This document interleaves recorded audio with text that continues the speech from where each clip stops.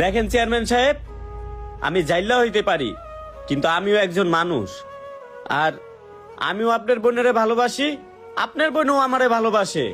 আমি আপনার বোনের ছাড়া বাঁচুম না। আপনি যতই যাই করেন, আমারে গ্রাম থেকে তাড়াই দেন, তাও আমি মাইনা নিমু, কিন্তু আমি আপনার বোনের ছাড়া বাঁচতে পারবো না।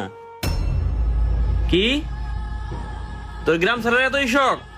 তুই ভুলে যাস না, তোর বাপে কিন্তু জমি জমা যা আছে সব আমার কাছে জমা রেখে টাকা নিছে।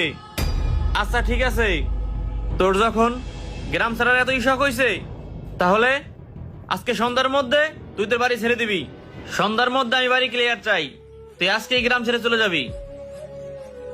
চেয়ারম্যান সাহেব, আপনার বোনের পাওয়ার লিগে যদি আমার এইটা করতে হয়, ঠিক আছে, এটাতেও আমি রাজি।